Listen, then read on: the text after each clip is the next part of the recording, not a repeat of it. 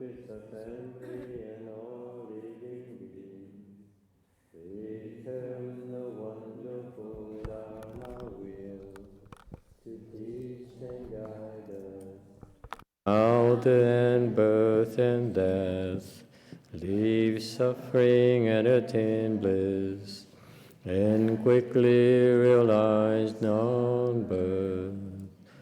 Cung thính đại đức tăng thịnh, vì thứ pháp hội cấp nhất thiết chúng sanh.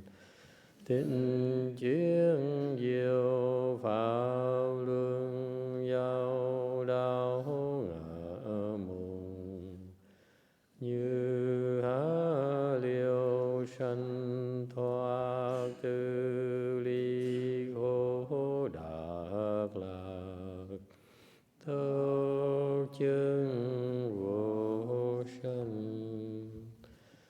Homage to the Blessed, Noble, and Perfectly Enlightened One. Namo Saranto Suchedo Ye Elahodi San Miao San Putos Ye.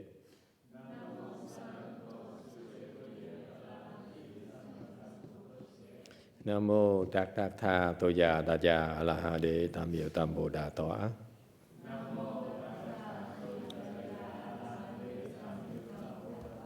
The unsurpassed, profound, subtle, and wonderful Dharma in 100,000 million aeons is difficult to encounter. Now I'm able to see and hear, I will receive and maintain it. I vow to fathom the thus come one's true and actual principles. Wu shang sheng she wei miao fa bai qie wan jie nan zao yu wo jin jie we de shou qi yan jie ru lai zhe shi. All Buddhas and Bodhisattvas, Venerable Huineng, Venerable YongHua, Venerable Left-Form people, and all good no advisors, Amitabha. 诸佛菩萨、六祖、师父、上人、各位出家人、各位善知识，阿弥陀佛。Chư Phật Bồ Tát, kính thưa lục tổ, thầy Tiến Hóa, quý thầy cô và quý vị thiện tri thức, A Di Đà Phật. Tonight is the 12th of January in 2019. We are in Wei Mountain Temple in Rosemead, California, to continue discussing the Sixth Patriarch Sutra. Welcome everyone. Tonight in particular, you may have noticed that we have some announcement to make. It's our children here. Can we zoom into the children? Let's see. All right. So Coco, go ahead and make the announcement. You got that? No. All right. Show is all yours. What happened in Chinese translation? Hello, everyone. We have an announcement to make about an update about the Happy Children meditation program. And this program is about meditation. And we have 8 people in our class already and 3 categories. Attendance, you get a point if you are here. You get a point if you for stretching. Every 15 minutes of meditation, you get a point. Activities, you get 1 thumbs up.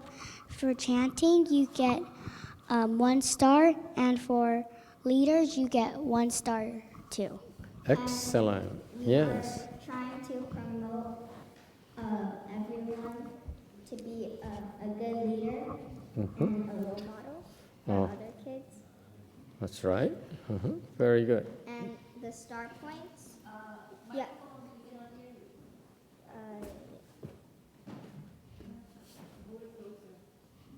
Closer to your mouth. Put in front of your lips. Thank you. Hello? Oh, okay. Just switch for now. Why didn't you try the So- microphone? You have to earn the star points if you're good. And those star points, you can get, we have a shop and you can get items with those points. And the shop is at the beginning of every month. And we're gonna talk about the cooking class now that we're gonna have, so yeah. Cooking class? Yes. We have cooking class too? All right. Yes. Who's going to talk about cooking class? Okay. Yeah, walk over. Let see. In full lotus. See that? I hope you see that. Yeah, that is. We even teach them to walk in full lotus. So,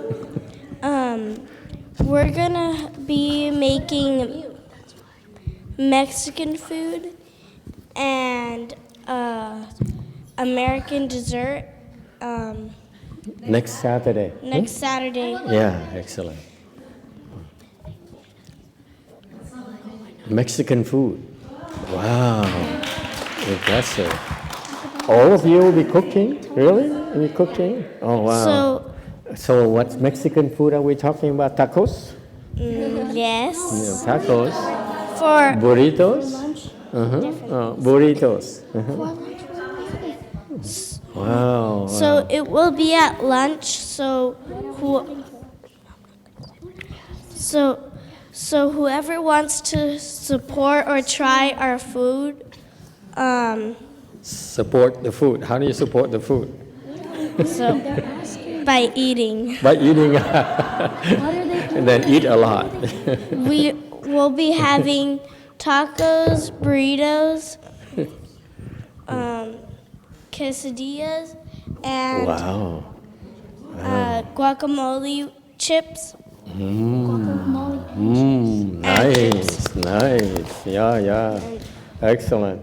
And for dessert, Joseph's gonna talk about that.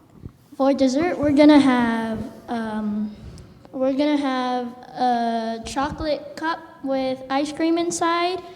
Then we're gonna do chocolate chips, and then one with graham cracker ice cream sandwich. All right, nice. Quite a menu. And I have another one. For the drinks, we're gonna have strawberry lemonade and lemonade. And if you guys prefer water, we'll add that too. Wow. Lemonade. Excellent. Yeah.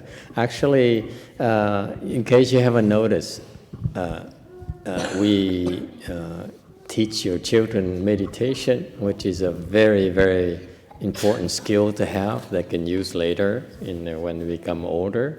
But you notice one thing I think most of you don't realize it. All the children here have samadhi power, which is unheard of. You know that?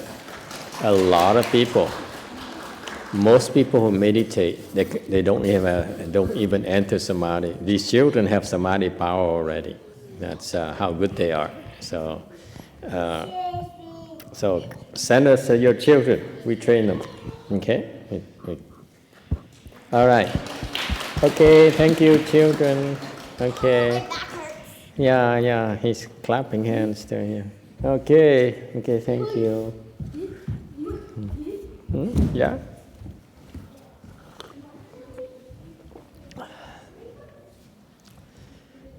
All right.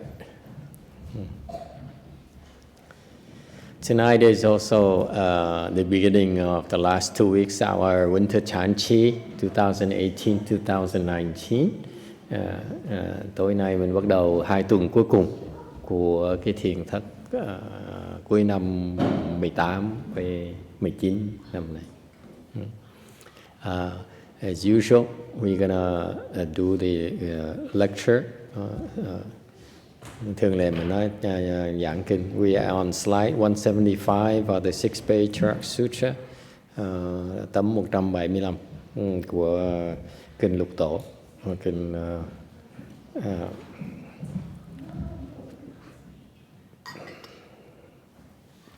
Sutra text. The verse says, if people in the world practice the way, they are not hindered by anything. By constantly seeing their own transgressions, they are in accord with the way.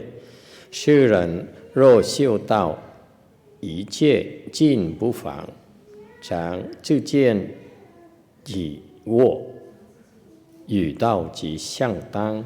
Người đều nếu tu đạo nhất thiết tận vô ngại, thường tự thấy lỗi mình, cùng đạo tức tương đương.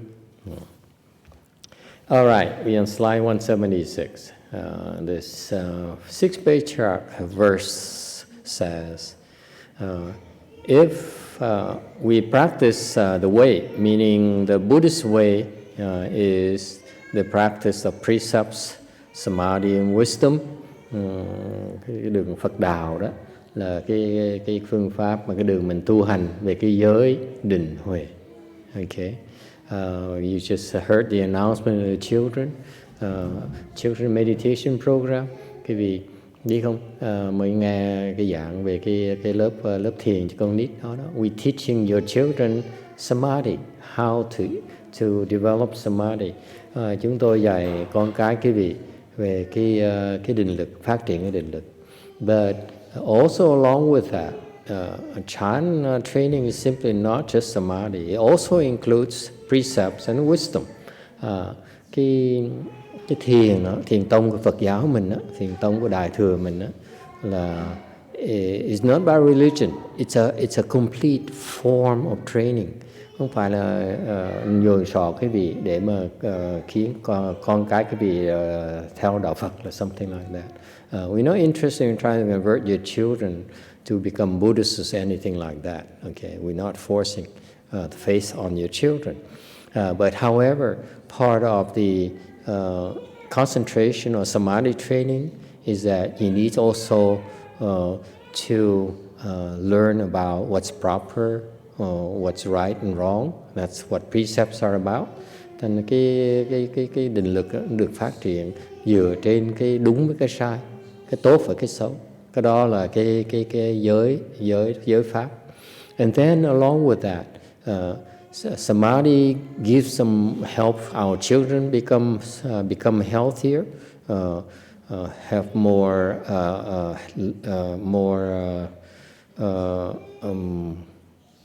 more patience. Thì cái thiền á, mấy đứa con em bé đó sẽ giúp tụi nó có khỏe mạnh hơn và nó có kiên nhẫn hơn. And you will help develop the proper perspectives of life. That's what wisdom is about. Và giúp nó phát triển trí huệ. Đó có nghĩa là sao? We teach them about culture, dạy cho nó về cái văn hóa. Teach them about cooking. Part of culture is Mexican food and American desserts, right there. Cái văn hóa là đồ ăn Mỹ Tây cơ và đồ ngọt của xứ Mỹ này. But also the proper perspectives in life, such as being respectful, being patient, being obedient, being filial to your parents, to their parents. Để cái trí huệ là mình phát triển lên con nít mình bằng cách là mình dạy chúng nó là phải biết kiên nhẫn, phải biết làm tốt, phải biết có hiếu với cha mẹ. Alright, that's practicing the way without having to be Buddhist. Cái đó là tu đạo mà không cần phải nhất thiết phải làm Phật tử. Okay, and when you practice the way, you're not hindered by anything. Những cái người mà tu đạo đó, người ta không bị bất cứ một cái gì nó chướng ngại cả. Ý chế, jin, bu phản. What does it mean?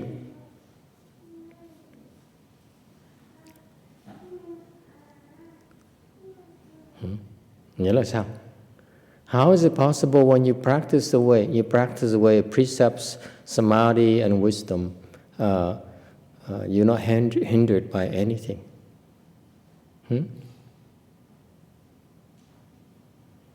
Tại sao mình tu cái đạo mình không có bị cái gì nó cản trở mình cả? How is it possible? What does it mean? Nghĩa là sao?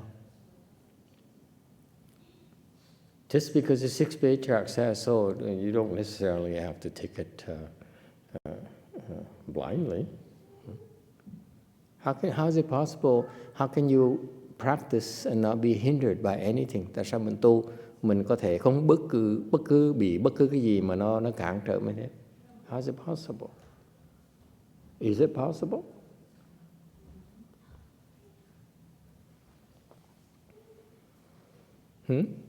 Is it possible? Do you have any hindrances? Do you have any obstacles in your daily life? Cuộc đời quý vị tôi hỏi ngược lại. Cuộc đời quý vị có cái cản trở gì không? Có cái sự chướng ngại gì không? Anyone has any obstructions, any obstacles, any hindrances? Có ai có bị chướng ngại không? Có ai bị cản trở gì không? Have you been practicing the way? Quý vị trước giờ những người mà giơ tay nói là tôi có bị cản trở đó. Quý vị trước giờ có tu Phật đạo là không? Have you been practicing? So how can they say they're not hindered by anything? Làm sao mình có thể nói là mình không bị cản trở được? Aren't we the proof that it's not true? Và mình mới chứng minh được cái đó, lục tổ nói sai hả?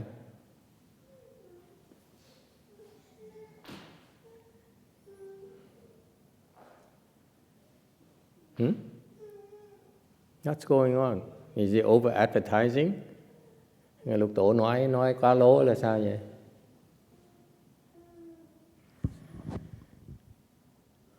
Yes. When you practice the way, cái vị tu đó, there always be obstructions. Khi nào cũng gặp chướng ngại hết đó. Yes. Everything you do, you will have obstruction. Bất cứ cái gì quý vị làm để có cái chướng ngại hết. How can you say not hindered by anything? It refers to the attitude you have. Inside. Để nói về cái thái độ của quý vị. People might come and obstruct you. Okay? But you're undaunted. You are not scared. You are not afflicted by the obstructions. Có nghĩa là khi mình tu đó, hay làm chuyện gì quan trọng, tới ta phá đám mình, ta chặn đường mình, thì cái đó, cái trong thâm tâm mình không bị phiền não tí nào hết. Okay? Why aren't you afflicted? Why are you undaunted? Tại sao quý vị không sợ? Tại sao quý vị không có nản chí? Tại sao quý vị không phiền não? Why aren't you afflicted? Because you understand that the practice of the way, involves solving these obstructions that will stop your practice. Có nghĩa lúc quý vị tu đó, là quý vị tự động muốn tu đó, phương pháp tu là mình giải quyết những cái chướng ngại này. And that's why you're undaunted, you're not hindered, because you see it as part of your practice. Thì mình không nhìn cái đó là mình bị chướng ngại, mà đó là cái phần việc tu hành của mình. Does it make sense to you? Có lý không? Có lý? Of course. You're going to be sick. Quý vị sẽ bị bệnh. Because when you practice and you're sick, then you learn how to deal with your sickness. Quý vị tu mà quý vị chẳng hạn như bị bệnh, thì quý vị sẽ được học cái cách để mà đối phó với cái bệnh của mình. Whereas the worldly people, when they're sick, what do? Those people don't cultivate. Ngược lại, những cái người mà không tu, khi ta bệnh ta làm cái gì? They're hindered by their sickness. Họ bị cái bệnh nó cản trở họ. And they get afflicted, họ bị phiền não. They go see a doctor, gặp bác sĩ, and they expect the doctor to fix it for them. Họ muốn bác sĩ chữa cho họ. Whereas when the people practice the way, they will figure out a way to fix the problems themselves. Okay? Because that's part of the practice. Những người tu hành đó, những cái bệnh đó, hoặc là những cái cản trở là cái mà họ cần học cách giải quyết. Okay? You know that people, for example, go to to meditate in the mountains, in the valleys. They don't have any doctors. They don't have any hospitals. Người ta bỏ vào đến núi, rừng, thung lũng, ta tu, ta thiền đó. Đâu có bệnh viện đâu, đâu có bác sĩ đâu. And yet they find, you see. Họ vẫn tu được như thường. Okay? Because they learn how to deal with these things. Họ được học cách mà giải quyết những cái chuyện này. Alright? So inside, in the mind, they don't feel hindered by anything. Thành ra trong tâm những người tu hành đó, biết tu đó, thì gặp chướng ngại, họ không cảm thấy là sờn lòng, cảm thấy là chán nản. So when they encounter hindrances, obstructions, they're not afflicted. They look at it as calmly look at them, and then learn how to how to deal with these obstructions. All right? Next, by constantly seeing their own transgressions, they are in accord with the way. The part of this practice, the Mahayana practice, is not about looking for advantages. Cái tu hành đó, cái đại thừa mình đó, nó không nhấn mạnh về tìm cái lợi. We're not trying to get an upper hand on others. Mình cố ý là mình tìm cái lợi thế đối với người ta. I admit that's why I first started. Ngài công nhận, thầy phải thú nhận lúc thầy bắt đầu học thiền, thầy muốn được hơn người. When I first started to practice Chan, my objective is to be better than the other men. Lúc thầy bắt đầu tu thiền, thầy phải thú nhận với cùng quý vị rằng là biết cái phương pháp thiền này sẽ giúp thầy trở thành hơn người. That's my goal. And I found that the more I practiced meditation, actually I became better and better than other men. Thầy biết để ý rằng càng ngày càng tu đó, thiền càng ngày càng hay hơn người thiệt sự hơn người. Seriously, okay. Yeah, but that's only the beginning. Đó là bước đầu thôi. But eventually, as you progress higher and higher, cái việc càng tu càng cao lên đó, you realize that it's no longer about others. Thì càng ngày càng tu càng cao, khi phải hiểu rằng là không phải mình tu để vì so sánh với người ta, so đo với người ta. It's about self-improvement. Cái tu hành đó là mình muốn cải tiến mình. Okay? You improve by just like a piece of metal, giống như miếng sắt vậy đó. Okay? You improve the metal quality by taking out the impurities in the metal. And you have a superior metal. Okay? Giống như lúc mà quý vị làm sắt vậy đó. Okay? Thì cái sắt đó nó muốn được cái loại được tính chất cao đó, thì quý vị phải gạt ra những cái chất cặn bã của cái sắt, thì sắt mới là thành loại tốt được. Alright? So that's what happens. So this process of cultivation is by looking your transgressions so that you can eliminate those transgressions. You avoid making mistakes. And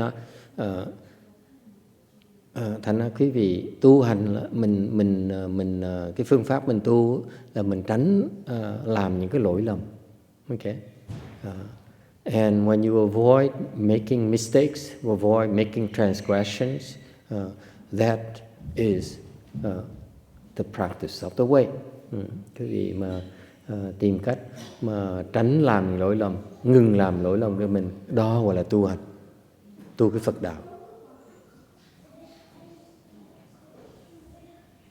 Okay, you see the superior thinking. Quý vị hiểu cái phương pháp nó tuyệt vời không?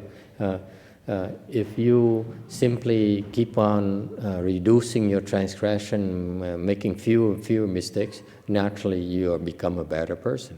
You don't even have to worry about becoming a better person. You naturally become a better.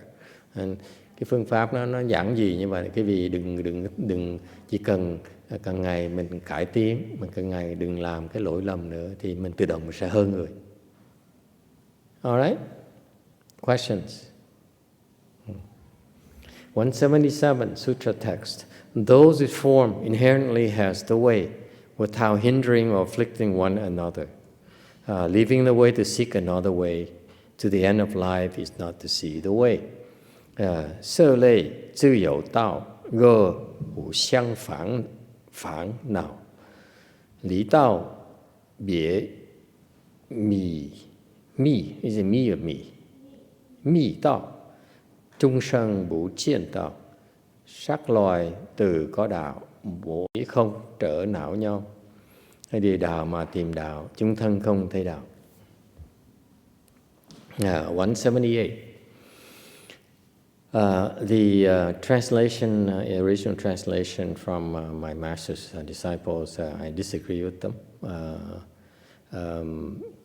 They're referring to the living beings with forms. Nói về là cái tiếng dịch tiếng Anh đó, nó hơi trật một tí, thành thật sửa lại một tí. Nó đang nói về những cái chúng sanh mà có sắc. The beings that have a form, okay?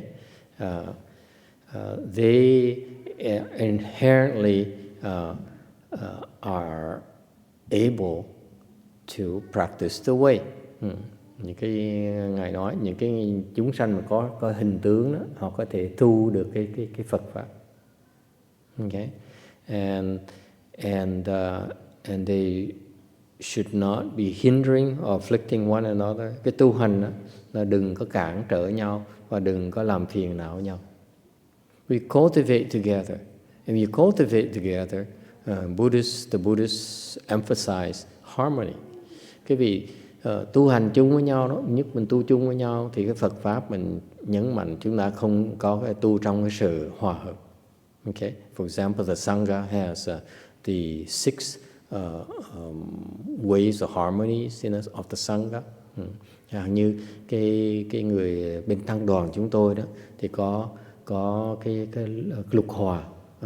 We share the harmonies in offerings, harmonies in precepts, harmonies in dwelling and so forth. Okay, thành chúng tôi có những cái pháp mà để tạo hòa hợp trong cái việc chia sẻ cúng dường của thí chủ với nhau, đồ ăn với nhau, những cái giới pháp này nọ. Okay, so that's what it is. But basically, it's not beyond hindering or afflicting one another. Và tất cả cái đó nó không ngoài mục tiêu đó là để tránh cản trở nhau và tránh cái sự tạo phiền não cho nhau. Alright? Leaving the way to seek another way to the end of life is not to see the way. Đừng có kiếm chỗ nào xa hết. Mình chỉ muốn cái đường mà Đức Phật dạy ra chúng ta đó là cái đường mà thiệt sự phải nói là nó cái đường duy nhất mà quý vị có thể tìm được cái đạo, đắc được cái đạo nhờ cái đường này. And basically, it says that the way that the Buddha taught us, if you really want to accomplish the way, then that is really the only way to do it.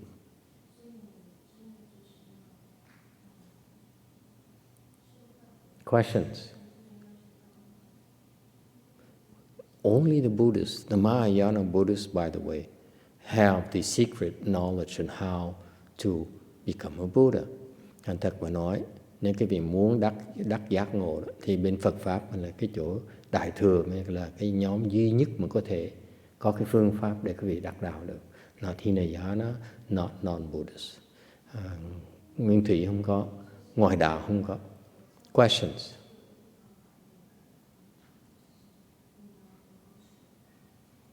Okay, and that's why in Mahayana we have these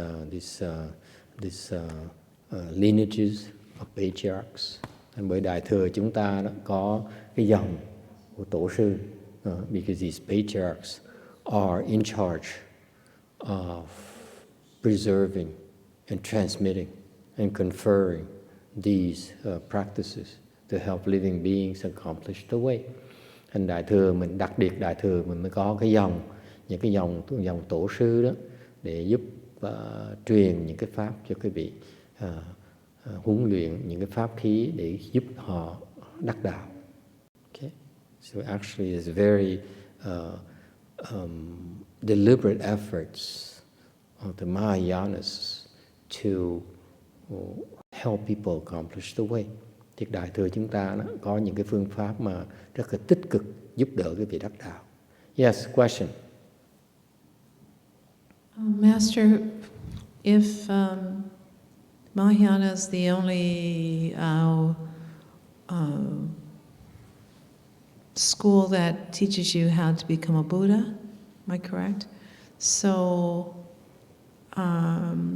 do we leave it up to our good knowing advisor to lead us, or the Buddhas to lead us, to guide us? What the sixth patriarch is saying is that if you want to accomplish the way, you have to look for the way where our patriarchs teach them.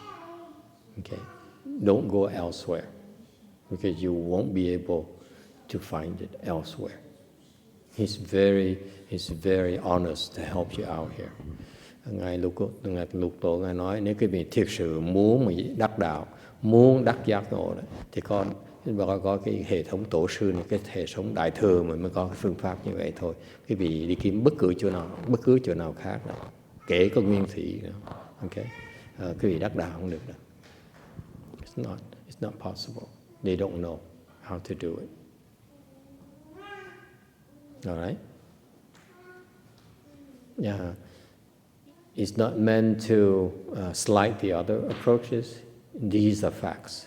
Những người Ngài Tổ sư nói những cái chuyện này không phải để mà tự đề cao lấy hoặc khinh thường những cái phương pháp khác. Okay? Cái nói cho quý vị biết những cái bí mật. These are the secrets they're sharing with you.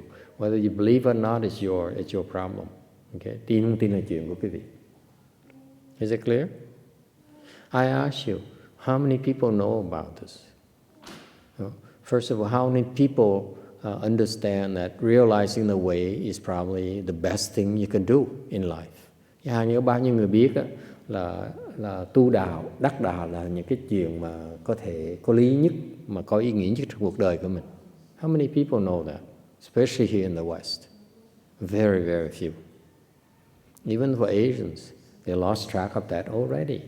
Ngay người Á Châu mình đã mất cái truyền thống đó rồi. Even the Chinese, what are the Chinese doing nowadays? They're chasing after money. They're becoming Westerners. Ngay người Á Châu mình đang như là Tàu đó, bây giờ đang trở thành người Tây phương. They're comparing themselves against Western standards. Họ nghĩ là cái hay là phải so sánh với cái tiêu chuẩn người Tây phương. They don't realize that the Asian standards are much higher than Western standards. Excuse me. Họ quên rằng cái tiêu chuẩn người Á Châu mình nó cao hơn tiêu chuẩn người Tây phương. The West is better than us in terms of technological, achievements, but they lack the depth of the philosophy. They lack the wisdom that's in the Asian culture. Người Tây phương đó, họ hay hơn mình ở chỗ là họ có cái sự thành công về cái gì cơ khí hả, về cái kỹ thuật, chứ còn về cái chiều sâu của cái văn hóa, về chiều sâu của cái đạo đức đó, thua người Á Châu mình xa lắm. Asians far better, far deeper, it's woven into the Asian culture a lot more than Western culture.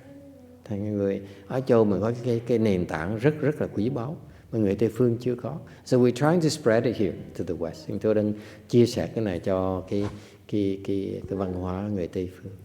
Questions or comments? All right. 179, Sutra text. A frantic passage through a life will bring regret when it comes to its end. Should you wish to see the true way, practice propriety is the way. Bô bô tu, y sân, tao tổ, hải chư ao, yu đỡ chiên chân đạo, xính chân chỉ sự đạo. Bôn ba qua một kiếp rốt cuộc còn luyến tiếc, muốn được thấy chân đạo hành chánh, tức là đạo. You're on slide 180. Life is such a struggle. The more advanced our societies become, the more hectic life becomes, more stressful life becomes. Cái văn minh càng văn minh chừng nào đó, thì cuộc sống càng ngày nó càng, trong xã hội càng ngày nó càng có nhiều áp bức, có nhiều cái áp lực hơn nhiều. Okay. Và ai cũng là bôn ba để mà tìm cái sinh nhai. So life to us is we basically are struggling to make a living, and we lose sight of the purpose of life. Vì chúng ta khó khăn khổ sở, thành chúng ta quên cái ý nghĩa của cuộc đời. And if you lose sight of the purpose of life, nếu quý vị không hiểu cái ý nghĩa của cuộc đời đó, thì lúc quý vị chết đó, quý vị cảm thấy cuộc đời nó chả có ý nghĩa gì hết. Those who don't understand the meaning of life, okay, they will regret it when at the time of death.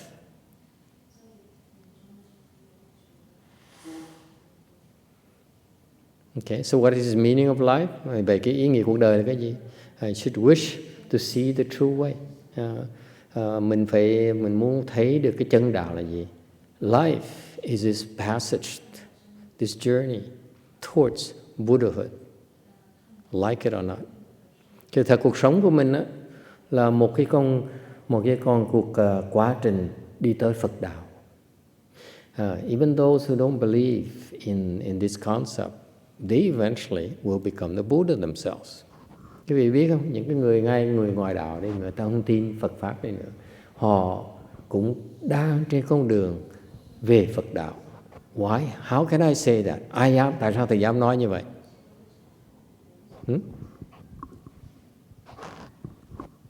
It's a very bold statement, isn't it? To say that the Jews are on the way to become a Buddha. Đó là mấy người theo gì đó, Do Thái giáo là trong tương lai sẽ thành Phật. Even the people who are God forbid, no Catholics or Christians tonight. Tối nay không có ai là theo đạo Cơ đốc giáo, Thiên Chúa giáo cả. They also will become Buddhas themselves. Trong tương lai họ trở thành Phật. For sure. Yes, internet has a problem. Am I right if I say the Theravada is not Hinayana? That Hinayana is only the lower understanding of any Buddhist tradition? Hinayana is a subset of Mahayana. Nguyên thủy là một cái phần nhỏ của Đại thừa. What about Catholicism? Mà Cơ đốc giáo là sao? It's also a subset of Mahayana. Cơ đốc giáo cũng là một phần của Đại thừa luôn nè. Okay. How about Hinduism? Rồi đạo Ấn Độ giáo là sao? It's also a subset of Mahayana. That's how our patriarchs look at it. It's not me. I'm repeating the words of my late teacher, so you can blame him. Don't blame me. I'm just a messenger. Please do not shoot at me. Thầy nói như vậy không phải thầy nói là thầy hiểu, không có, thầy chỉ nhắc lặp lại cái lời nói của ông thầy của thầy thôi.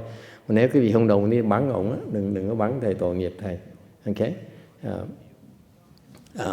To the Buddha, to the great Bodhisattvas, everything is Buddhism.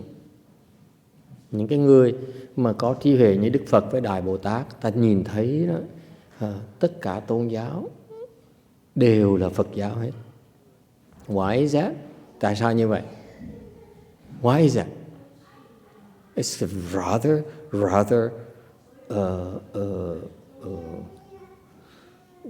bold statement to say all religions are actually Buddhism. Thầy dám nói tất cả tôn giáo đều là Phật giáo. From what perspective are they the same? Những tôn giáo tại sao nó giống Phật giáo ở chỗ nào? Because we're all here to serve living beings. Tại cái Phật giáo cũng giống như những tôn giáo khác đó, để phục vụ cho chúng sanh. The Catholics are to serve the Westerners and the people who want success. Okay? Những cái người Cơ đốc giáo, Thiên Chúa giáo để phục vụ những cái người mà thích sự thành công, sự thích cái đồ vật chất, looking for material rewards.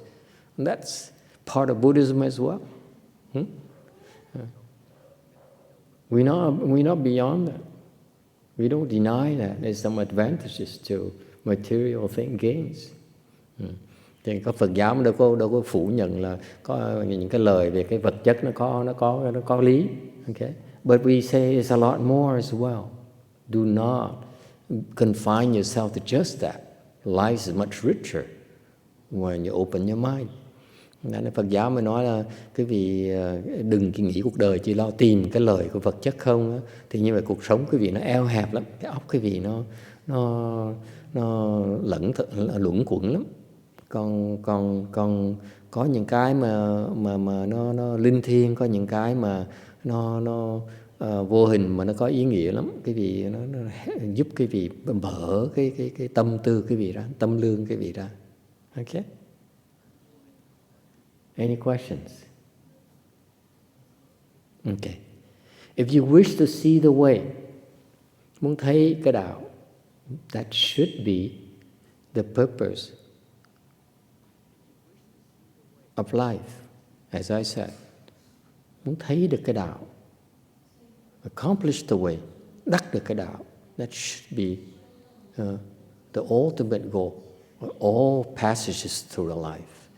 Bất cứ mà cái vị có cái thân này không đừng bao giờ quên là cái thân này để giúp cái vị thấy được cái đạo, đắc được cái đạo. Okay? We all are progressing towards it.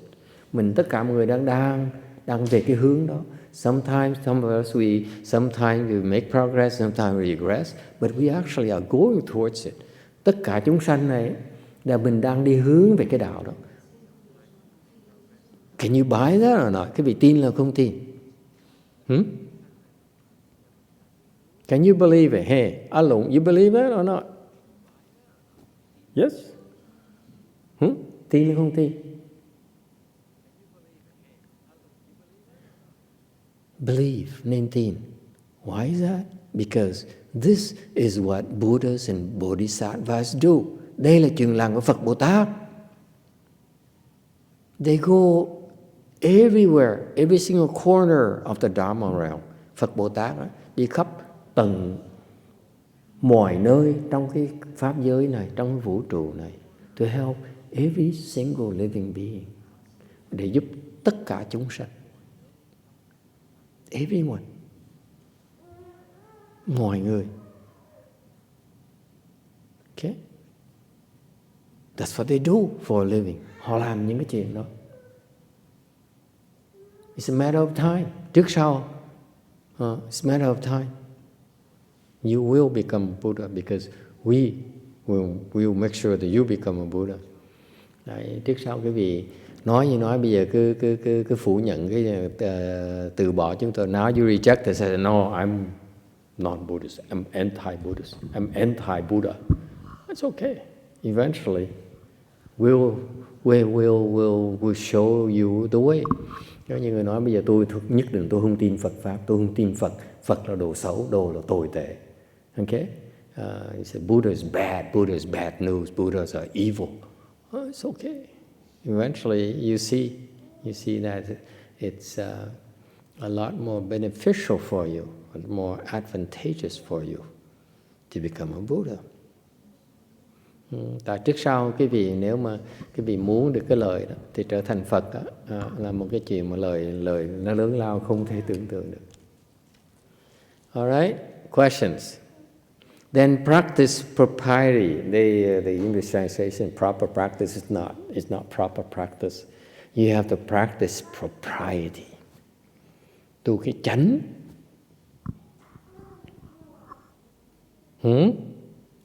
It's not proper practice. This translation is incorrect. Nói là dịch tiếng Anh trật. Hành chánh là có nghĩa là tu cái chánh. What is practice propriety? What does it mean? Tu cái chánh nghĩa là sao?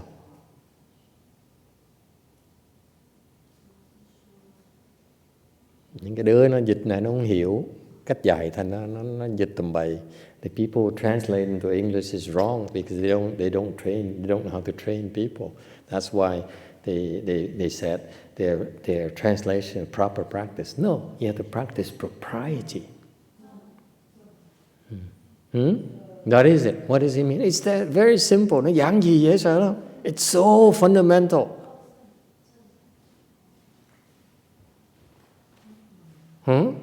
What does it mean? What happened to Như Thị? She's taking a night off. Như Thị ngày hôm nay nghỉ hè hả? You know, the Master Hsuan disciples, you know, the other side, the other people. They should know.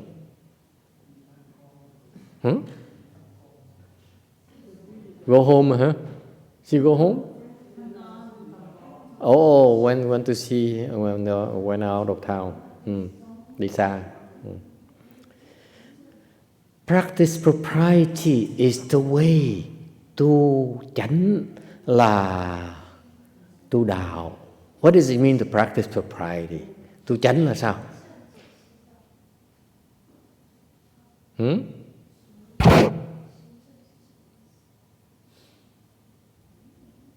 Yeah, tu chánh là sao?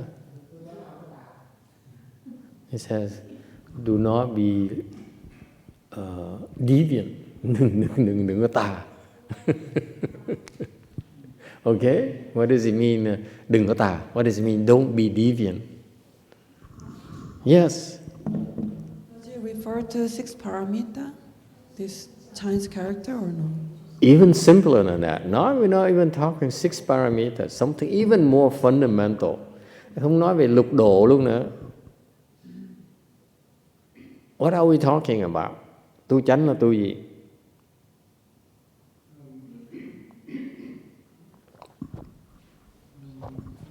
Không tham, không tranh, không tham, không truy cầu. No, that's Master Hsuan's Dharma. Too advanced. Nói không tranh, không tham, không chấp, không gì tùm lum tà la, là không đủ thứ nữa. Thì nói cái đạo pháp Ngài Tiến Hóa cao quá. It's too advanced for us. Okay? And this is for the people who translate this. I'm looking at something much lower level, much broader. Nó còn bao gồm cái pháp lục độ, cái lục đại tông chỉ Ngài Tiến Hóa. This even encompasses Master Hsuan's 6 principles. This is 6 Patriarchs Dharma, not Master Hsuan's Dharma. Đây là pháp Ngài lục tổ, đừng có quên. Khi xong so sánh Ngài lục tổ với Ngài Tiến Hóa được, giỡn hoài. Okay? This is even deeper, more encompassing of Master Hsuan's Dharma. Luật pháp nó còn bao gồm luật pháp Ngài Tiến Hóa nữa. Anyone? Okay.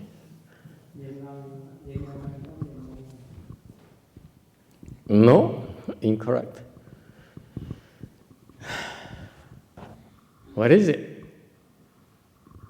Propriety is to be mindful of. This is now I use the word mindful, just to tease the other Buddhists. You're always mindful of what? Of what? Cause and effect. Be mindful. Phải nhớ mình không ai thoát được cái nhân quả hết. None of us is above cause and effect. None of us. If you mindful cause and effect, that is propriety. Cái gì phải nhớ, luôn luôn nhớ tới cái nhân quả. So if you look at your own transgression, that's being mindful of cause and effect. Nếu quý vị nhìn nói là mình nhìn tới cái lỗi lầm mình thôi á, là đó mình đang ý niệm tới cái nhân quả. Yes or no? Huh? Do not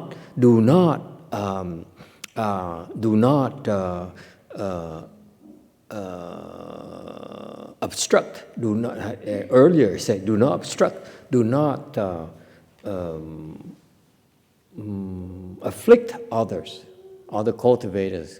Cái phần trước phần trước của kệ ngài Lục Tổ ngài nói là cái vị đừng có cản trở người ta, đừng có khiến người ta phiền não. That is what? Also propriety. Đó cũng là chánh luôn, tu chánh luôn. Is it clear? Be careful. Whatever you do, okay, is a cause of something for an effect. So be careful of that. Okay. Tu chánh có nghĩa là mình bao giờ mình để ý tới cái nhân quả hết. Always be careful about cause and effect. So meaning that, okay, meaning that do good có nghĩa là mình làm chuyện tốt, đừng có dại làm chuyện bậy. Okay, is that clear? If you do that, that is the way. Biết ý để ý tới cái nhân quả, thì cái đó là Phật đạo. So far, so good? All right. Go to slide 181. Tấm 181, Sutra text. If you don't have a mind for the way, you walk in darkness, blind to the way. If you truly walk the way, you're blind to the faults of the world. Rô, 自若无道心，安行无间道。若真修道人，不见世见过。Nếu từ thiếu đạo tâm, ám hành bất kiến đạo, người thật lòng hành đạo không thấy lỗi thế gian.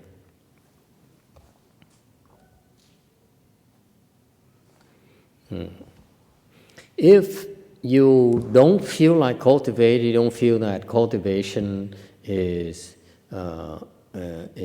high priority in your life. Nếu cuộc đời quý vị nghĩ rằng là tu hành không có gì quan trọng, then the sixth patriarch tells you that you are walking in a darkness. Quý vị nhất định không chịu tu. Let me be blunt with you, and let me interpret these words for you. If you refuse to cultivate, you think that life is not about cultivation, okay? Life is do as you please, serve your ego, seek happiness. What is it? What is the Constitution of the United States? What is it? Each individual is entitled to pursue happiness. Huh? Yes? Như là bên cái what's Constitution Vietnamese? Hiến pháp của xứ Mỹ nói là mỗi người cá nhân đều có quyền đi tìm cái hạnh phúc của mình. So the Western philosophy is that you serve your ego. The veneration, put the individual on a pedestal. Cái người Tây phương, cái hệ thống Tây phương là chủ nghĩa cá nhân, nghĩa là đề cao cái người con người, mỗi người của mình. And if you do that, you actually are walking in darkness. Làm như vậy đang tu trong cái sự mê tối, đang đi trong cái đường mê tối.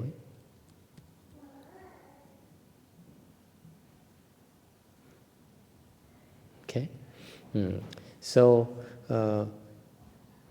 So I hope that more and more of you will help us help bring the message from the patriarch to the rest of the world.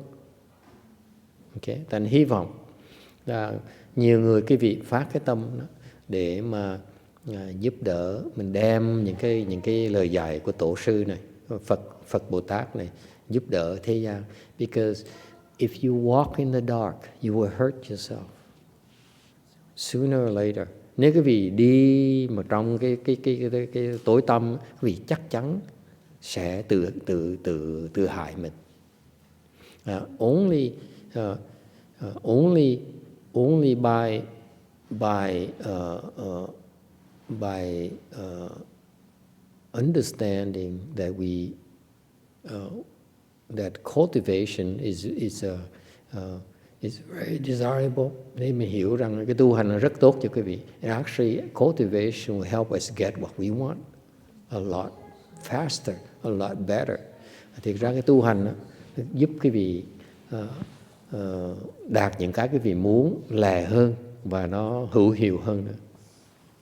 Okay? It's part of our cultivation, by the way. Cái người tu hành nó khổ như vậy nè. The people who cultivate, they have some skills. Những người tu hành ta có những cái khả năng, they develop. Họ có phát triển những khả năng đó. You see, for example, I remember going to New York a few months ago. Đi tới New York vài tháng trước. I saw that there is in the area of, was it Midtown? Where, remember I told you there's some sort of palm readers or fortune teller near CBS building? Midtown. Thì nhớ tới cái vùng mắc tiền, very high rent, right? Cái vùng nó vùng rất là tiền mướn nhà rất là mắc tiền. Và có một cái, there's an area at the street level where actually there is a fortune teller. Cái có người đó, có cái người đó ta làm gì đó, làm coi bói cho quý vị. Fortune teller. Think about it. About a few blocks away from CBS building. Okay. Có cách cái chỗ mà trung tâm của cái hãng CBS rất gần đó, khoảng như vài block là tới đó. Ngay cái phần này, you know, and I look at that and say, wow, these people are doing real well. Thấy rõ ràng họ làm nhiều tiền dễ sợ lắm.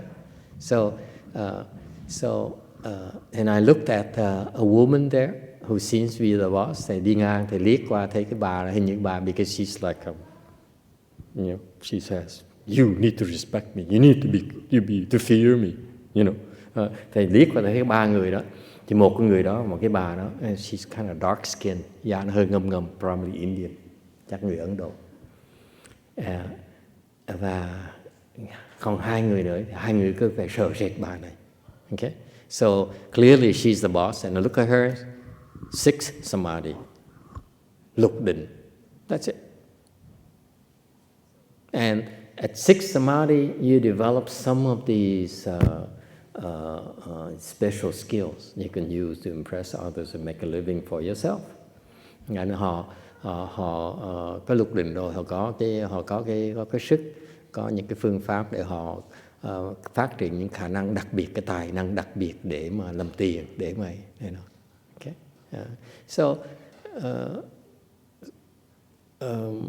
So people, the practice actually, if you find strike a balance in life, nếu quý vị thiệt sự mà biết sống mà có sự thăng bằng trong cuộc sống quý vị đó, you do your worldly life, but then you also should not neglect to cultivate.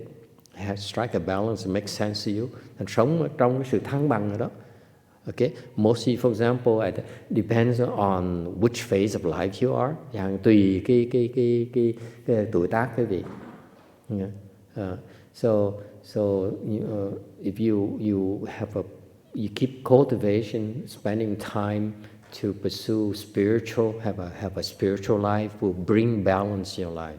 Nên quý vị có cái sự tu hành trong cuộc đời quý vị, thì cuộc đời quý vị nó có sự thăng bằng. Because if you only follow the Western philosophy where you go for material things only and worship the individual, you will not be happy. You will hurt yourself. Tại vì nếu quý vị theo cái chủ nghĩa mà người Tây phương đó, chỉ lo phục vụ cái bản ngã mình, tìm cái sự lợi lạc về cái vật chất thôi đó, thì quý vị sẽ không được hạnh phúc đâu. Okay? These Westerners, they seek happiness their entire lives. Okay? And I don't think that many of them can honestly say at the end of their lives they're happy. True or not? Rồi quý vị nhìn những người Tây phương đó, người ta chạy theo cái vật chất cả đời họ đó, thì chưa nghe thấy bao nhiêu người mà nó hạnh phúc khi mà họ gì đó, rất hài lòng với cuộc đời của họ. In fact, I met so many rich people who are divorced, who are the children hate them, I don't respect them. Thành thì gặp biết bao nhiêu người, biết bao nhiêu người ta giàu có, mà vợ thì ghét chồng, con thì không nể cha, không phục cha. Okay? Because they lack balance. Họ thiếu cái sự thăng bằng trong cuộc đời. So if you want to walk the way, okay? So how do you practice the way? Mình tu cái đó bằng cách nào? The sixth Patriarch says, when you practice the way, it doesn't mean you have to shave your head. It doesn't mean you have to go to the temple. Cái vị nói là ngài Lục Tổ ngài nói cái vị tu không có nghĩa là cái vị phải cạo cái đầu, có nghĩa cái vị phải tới chùa.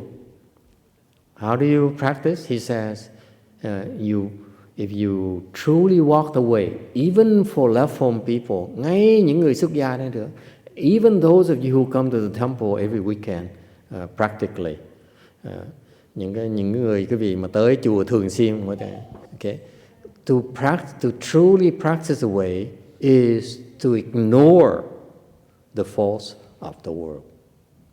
Cái sự thực sự muốn tu đó, okay, thì quý vị phải làm lơ, không để ý tới những cái lỗi của cái người thế gian.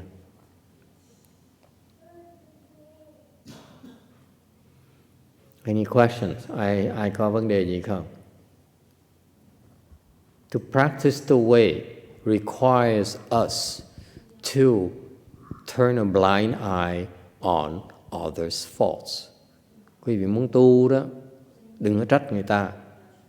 Người ta có lỗi lầm gì mình làm lơ. You only look at your own transgression. Chỉ nhìn tới cái lỗi của mình thôi, cái lỗi người ta mình làm lơ. That is in accord with the way. Đó là tương ứng với cái Phật pháp. In what way? Because that's to practice propriety. Đó là tu cái chánh đạo. All right? Questions?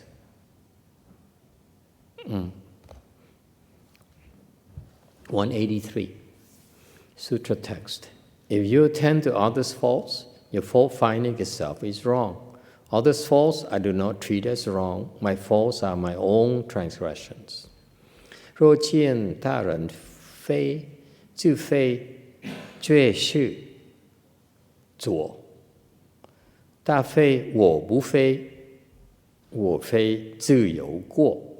Nếu thấy người sai, thấy sai tức là lỗi. Người sai ta không trách, ta trách tức có lỗi. He says here, this is what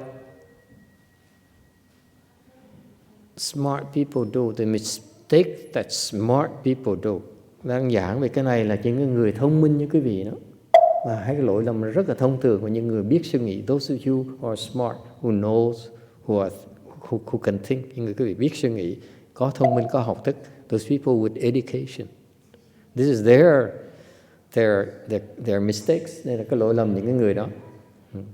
Because worldly people, they excel, they love to look at others' faults. Là cái người thế gian đó, nó chưa muốn nhìn thấy lỗi người khác.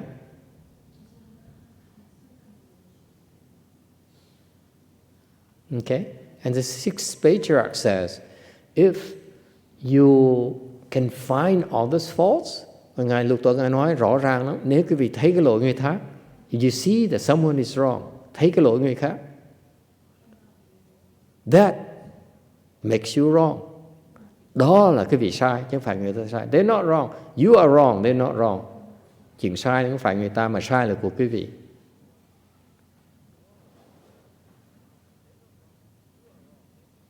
This is what my teacher, my late teacher, Master YongHua keeps on telling us. Huệ quang phản trao. Ngài Tiên Hóa Ngài dạy chúng tôi chừng đó thôi đó, là dạy hồi quang phản chiếu. Đừng có nhìn lỗi người khác. Do not look at others' faults. Đừng có nhìn, kệ người ta. Not your problem.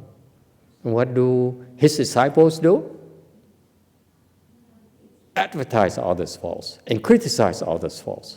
Rồi đệ tử Ngài Tiên Hóa làm sao? Là tuyên cáo những cái lỗi người khác, chỉ trích lỗi người khác. Okay. That is wrong, according to Wei Mountain. Theo cái pháp Ngài Huệ Năng giảng nghĩa đó, cái vị tìm cái lỗi người khác, chỉ trích lỗi người khác, tuyên bố lỗi người khác, cái đó là quá sai lầm. That is so wrong for you to do that. Okay.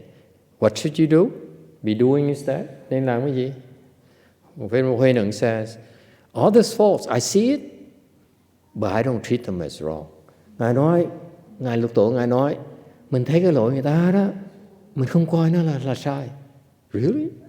You agree with that or not? Đồng ý hay không đồng ý? I know the internet has a problem with this. If your internet is listening at all, okay, they should disagree with this. Thì chắc chắn người bên mạng ta không đồng ý cái chuyện này. Really? Someone is wrong. They rob a bank. And you don't find it wrong? Rõ ràng người ta đi cướp nhà băng, không thấy sai lầm hả? Really? This is Buddhism? This is the way? That's proper? Mình đang cướp nhà băng, mình không thấy đó là sai, người ta ăn cướp nhà băng không thấy là sai. Như vậy là chánh pháp hả? Cái đó là tu hành hả? See, they have a problem. I have to put words in these people. Yes. Why would honest cultivators do not see the faults of the world? How do they do that? How can they improve if no one point out to them? See? See?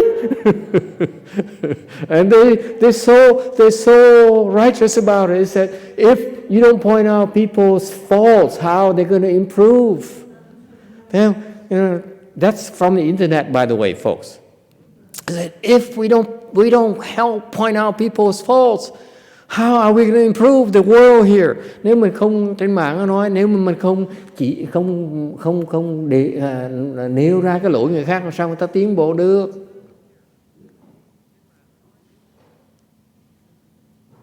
How do you answer that? How can we answer that to pacify these internet experts? Sao mà trả lời được? Are they going to answer themselves? She say, I point She? Is out... it she now?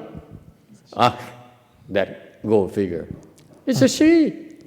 They explain everything. I point out nicely not to criticize them. What? And Master, would you point out your students' fault? Do I point out my students' faults? Never. Hỏi với thầy có nêu ra cái lỗi học trò thầy không bao giờ làm cho. Never ever. Ask my students.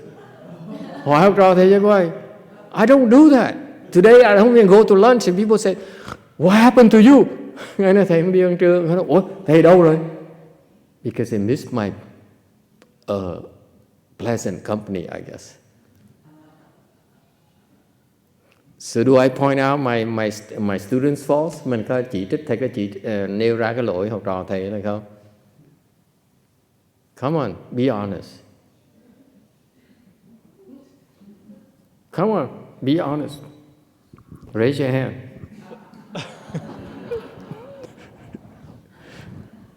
Khi vì trả lời một cách thành thật đi. Thầy chỉ nhớ mặt thôi, để không nhớ tên đâu. Alright? Others' faults I do not treat as wrong. Mình không nhìn cái lỗi người ta. Mình nói cái lỗi người ta không phải là lỗi. Really?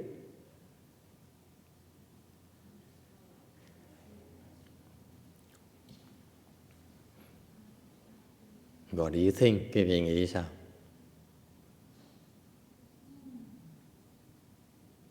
Really?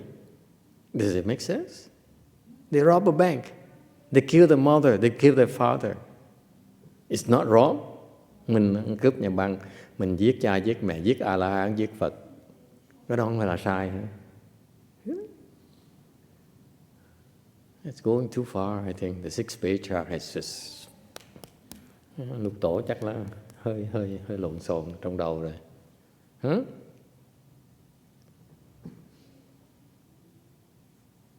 Yes. So is that because of our stupidity, so we don't see the cause and effects that behind of what happened, so we blame others? Your stupidity, what again? Because our stupidity, so we don't see the cause and effects of what happened, so we tend to blame that people's fault. He says we cannot have the big picture, so that's why.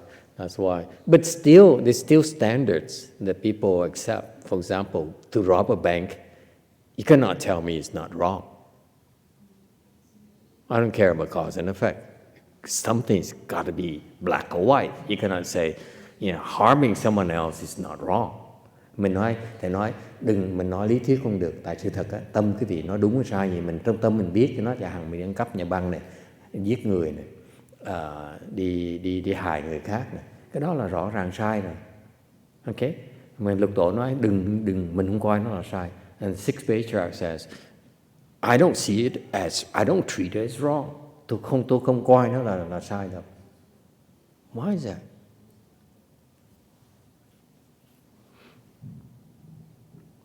Yes. One more time. I think it become Master Huinang said that because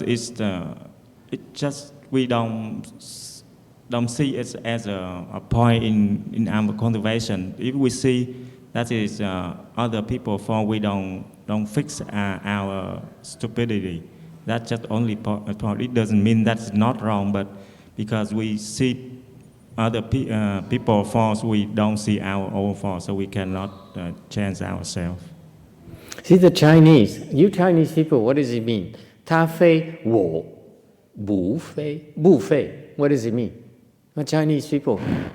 Nói về cái nguyên văn là người Tàu, Tài hỏi người Tàu. What does it mean? Please explain to us in English. Maybe English translation is not clear. That's why these Vietnamese are struggling. Chắc là dịch tiếng Anh nó hơi dở, thành ra mấy người không phải người Tàu, ta hơi có cái sự phân vân một tí. Yes, what does it mean? Ta phê wo bu phê. What does it mean? Even the Chinese don't get it anymore. Người Tàu cũng không biết luôn hả? I might not be correct, but my understanding is other people's fault is not my fault. Bu phê is a verb. Bu phê, right? You agree? Bu phê here is a verb, right? Ta phê is a noun, right? Ta phê is a noun. Wo bu phê is a verb. Yes. Wo bu phê ta phê. In other words, thầy hỏi về cái văn phạm người Tàu ra sao? Tại vì thầy không phải người Tàu, thầy hỏi người Tàu. But these Chinese, there's something wrong with them. Too not enough food or something. No enough nutrients or something. See, clearly, ta fei is a noun, wo bu fei is a verb. It's an action. What does it mean? I could be wrong too. See, now the Chinese even lost it. Người Tàu cũng mất luôn nữa. It could be that, I think it probably means when other people's, or ta fei, when other people's are doing something wrong, I don't do the same thing. No. Yeah, no. The English translation actually is pretty good. Thank you, Lord. Or is it mean that you're not afflicted about other people's fault? Mm-hmm. Other people's faults, I do not judge them. That's what it means. Ý nghĩa là thấy sai, thấy trai, tôi không trách. Okay, the Vietnamese translation is pretty good. English is pretty good. But the Chinese lost it. That's why now the Chinese are go to English to understand what it means.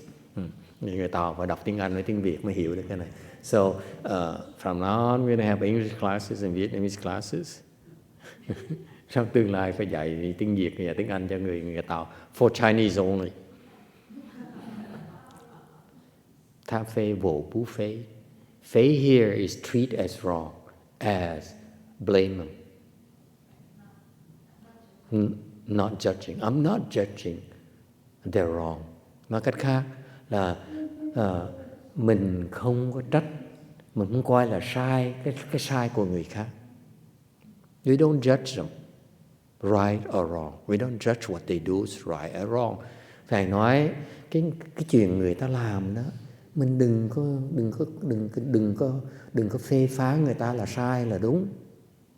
Who are you to judge them as right and wrong? You appointed yourself judge, prosecutor, execution, and prison warden. Cái vị từ chọn mình đó là từ đề cao mình làm ông quan, ông tòa phán, ông tòa gì đó, quan tòa, ông luật sư, về cái người xử tử, người chuyện chém đầu luôn nữa. Who told you? Who asked you? What they do is their lives. Who are you to judge them? Cái chuyện ta làm là chuyện người ta làm. Quý vị tại sao phải phán xét người ta được? Now it goes back to the question. If you don't point out the wrong of others, how are they going to improve? Trở về là vấn đề on the internet. This internet lady here, she says, if you point it out, you don't point out to them, how are they going to improve? Nếu không nói ta sai, thì làm sao ta tiến bộ được? The answer is, who answer is? How do you answer that? These internet people, they're beginning to make it so difficult to explain the Dharma. They keep on throwing things that you cannot answer. Càng ngày nói pháp mà càng hỏi hóc búa thêm. And they don't even show up. How, you know, you can't insult someone you can't see. Chửi người mà không thấy được, khó chửi vậy sao? You don't know whether it works or not. Tại vì lúc mình chửi, people say, how could you? How dare you? Look at my fault. Lúc thầy chửi người ta, ai có phản ứng cái mặt nó méo xẹo, nó ủa sao thầy cứ nhìn cái chỗ sai lầm của tôi hoài vậy? You can say, Master keeps on looking at my faults. How do you answer this? None of your business. What? How can they improve if you don't point out their faults? Nếu không nêu ra cái sai lầm, ta sao ta tiến bộ được? Yes. How do you answer such question? Such righteous question. Người ta nó có lý dễ sợ lắm. Nếu không chỉ cái sai lầm, sao ta tiến bộ được? How can the world improve if we don't point out the faults? Nếu mà thế gian này không tiến bộ được, làm sao tiến bộ được nếu mình không nêu tỏ ra cái sai lầm người ta? Yes, ma'am. Who are we to be the judge of someone else? The answer is, who asked you? Serious. Who asked you to point out my mistakes? Right. And why would you think then I would improve? Who nominated you? Yes. Who told you to point out my mistakes to you? Who gives you the right to do that? Cái vị quyền ở đâu? Ai nói cái vị nêu cái tội lỗi người ta? Who gave you the right to do that? Excuse me? None of your business. Không phải chuyện của quý vị.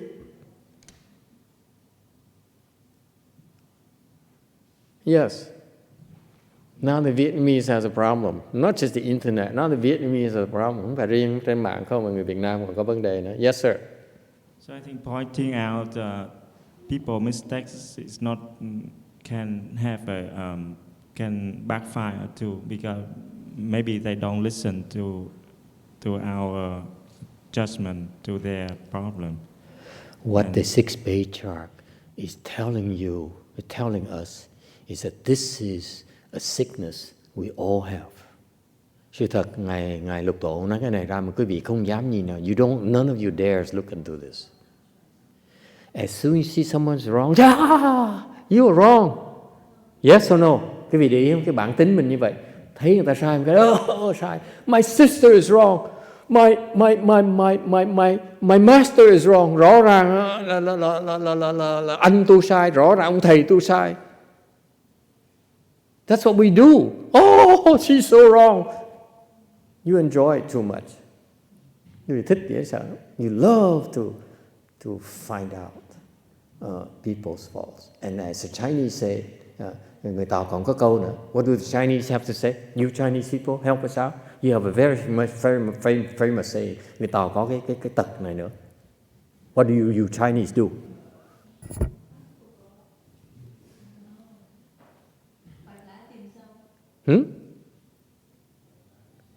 You part the hair to look for chí. Yeah. Và tóc tìm chí. You part the hair to look for the fleas. Chinese is very sick. You know. You have some saying like that, right? Someone, how do you say that?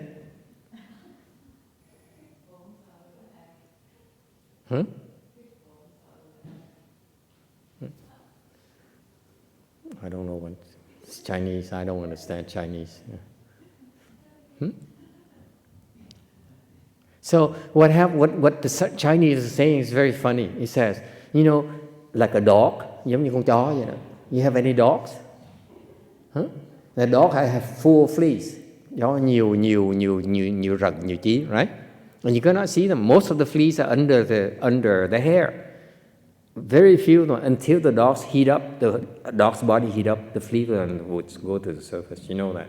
I have a lot of dogs when I was younger. Okay, so if you want to catch a fleas in a dog, heat the dog's body up, and the flea will surface. Okay, did you know that?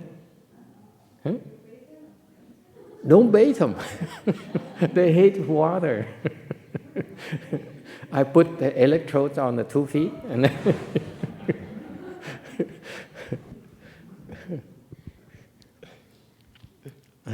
so what happened is that the fleas don't surface until they're hot.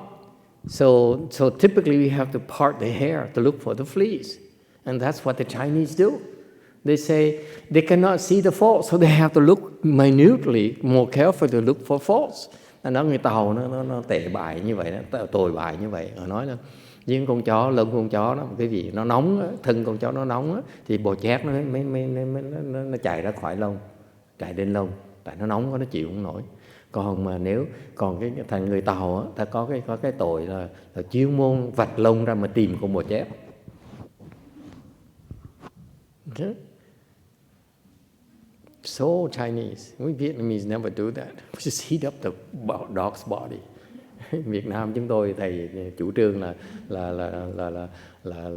vậy đó, giật điện cho con chó nó nóng lên là mấy con bò chét nó chạy ra hết. Much faster. Yes, sir. Internet still has problems.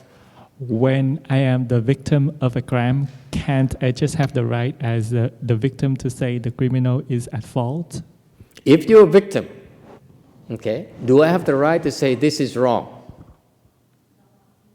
The criminal is wrong.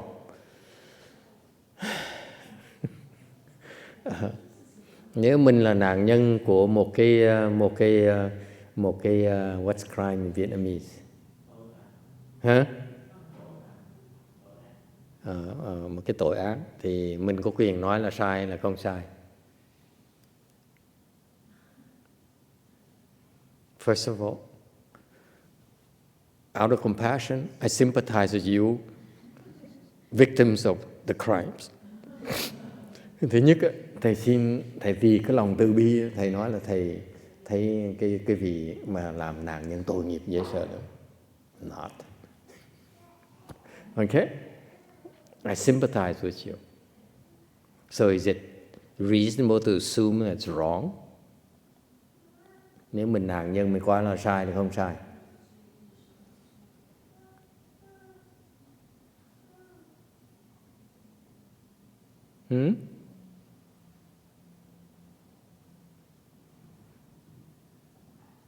You're a victim.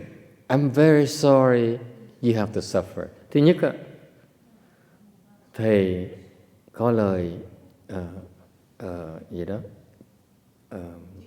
chia buồn cùng quý vị và làm nạn nhân của cái sự khó khăn này. I sympathize with you.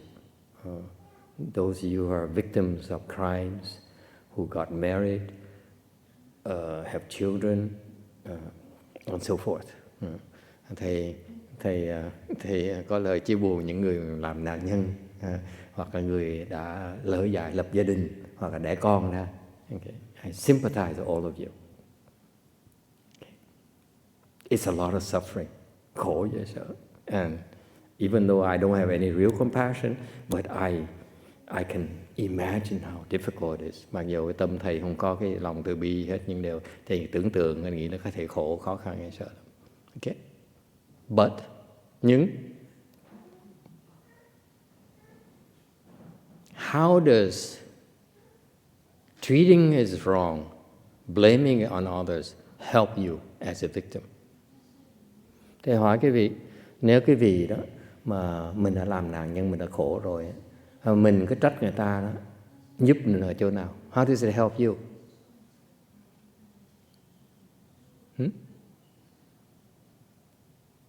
The Buddhist has a different approach. Người Phật tử nó khác cái vị chỗ đó. This is why we Buddhists are different. Okay? Yes, when we're victim, when the Buddhists are victims of the crimes, when the Buddhists get married, when the Buddhists have children, những người Phật tử mà có làm nạn nhân của những cái án, những cái tội ác này, làm lập gia đình hoặc là có đẻ con ra đó. Okay? They know they suffer. It's a lot of suffering. Biết là khổ dễ sợ lắm. Right? Does it mean they should blame their wife, their children? See, I'm reversing the tables on these people who ask these questions. Okay? Như vậy mình trách là vợ mình hả? Trách con mình hả? What's the difference?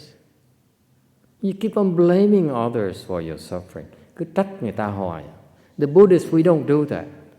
This is why we get along better with our wives. Bởi vì chúng tôi mới là thương yêu vợ tôi nhiều hơn được. Agree, disagree? See?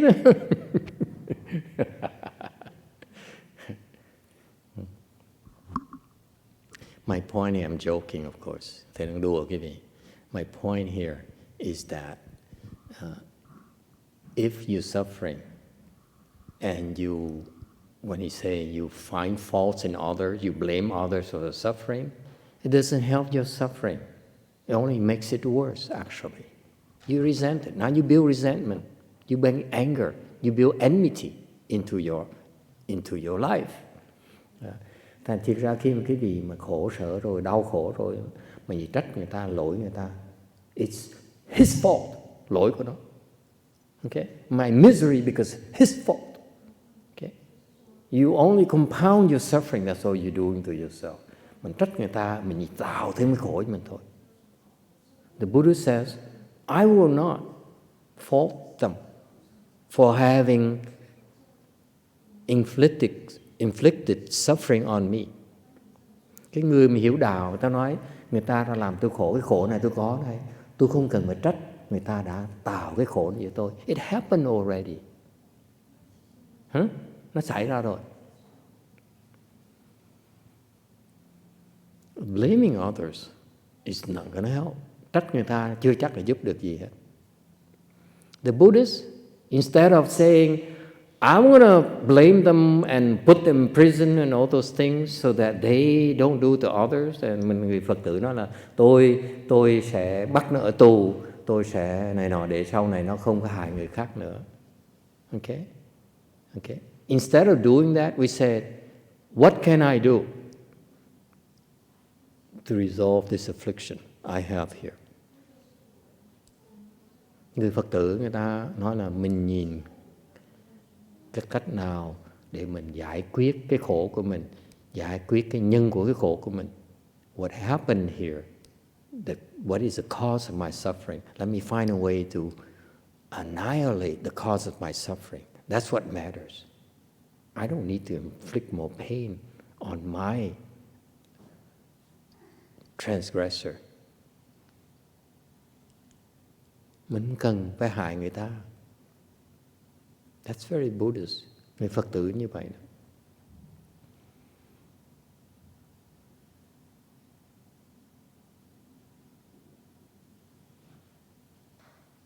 Yes. It comes to my mind something very Buddhist that when the crucifixion happened and after Jesus, according to this, went through so much pain, he inflicted pain. And according to what the Bible says is that he said, just forgive them for they don't know what they have done or something like that. Yeah. And it's That's very very Buddhist. Buddhist, not just Catholic. It's very Buddhist. Okay? Endure it. The Buddhist, like Jesus, has the same attitude as Jesus. Maybe he learned from the Buddhist.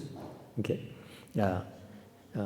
Because the Buddhist says, I'm in pain, I'm afflicted by this. Let's not get afflicted. Okay? Because blaming others is an affliction. Người Phật tử mình không trách người ta, tại mình biết rằng trách người ta là một cái phiền não. Trách người ta là một cái blaming others builds resentment. Trách người ta mình tạo cái sự hận thù.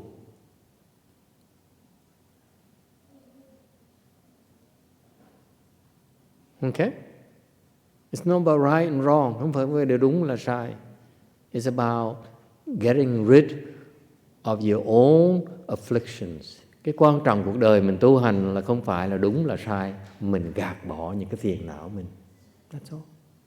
If you're right and yet you're so afflicted, what's the point in being right? Nếu quý vị đúng mà quý vị càng phiền não thêm thì đúng làm cái gì? Đúng lợi gì với quý vị? Why is it beneficial to you? You say, oh, she's so wrong, he's so wrong. Cái cô này sai vậy, cái ông này sai dễ sợ lắm. When you do that, you create an affliction yourself. Làm như vậy, chỉ trích người ta chỉ tạo phiền não cho mình thôi. Chứ có lợi gì quý vị? How does it benefit you? Okay, and the person, internet person says, but I'm the victim. Can I blame my aggressor, my transgressor? Sometimes you can't. Nói tôi là nạn nhân, thì tôi có quyền trách cái người the culprit. What's the culprit in Vietnamese? Người hành hung tôi không? No, you can't. You don't want to.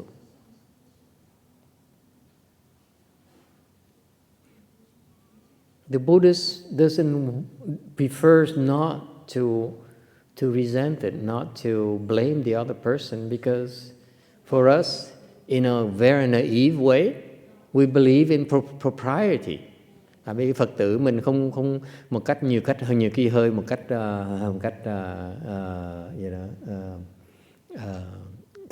khờ dài lắm, là mình không trách người ta cái khổ của mình, cái mình làm nạn nhân, mà tại mình tin vào cái nhân quả. If they're wrong, they're planted the causes for them to undergo the consequences in the future. We don't need to do anything about it. Nếu như người ta sai, ta đã trồng những cái nhân để trong tương lai ta phải chịu cái khổ đó. They will suffer because they're wrong. We don't need to punish them. Mình phải cần trừng trị người ta. Agree, disagree. You punish them, you send them to jail, you harm them, you're creating causes for you to suffer in the future yourself. Tại vì quý vị đánh đập người ta, mắng giết người ta, bắt người ta bỏ tù, tra tấn người ta, quý vị đang tạo cái nhân để trong tương lai quý vị sẽ bị khổ. It's not very wise. You suffer already. Now you're creating, you use it as an excuse for you to create more suffering for yourself.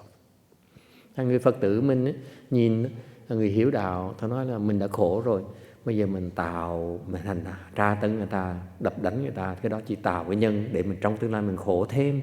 So now we compound suffering on top of suffering. Nhưng bà làm như vậy chỉ tạo khổ trên cái khổ thôi, khổ nó chồng chất lên nhau thôi. Okay. On the other hand, ngược lại. Okay. If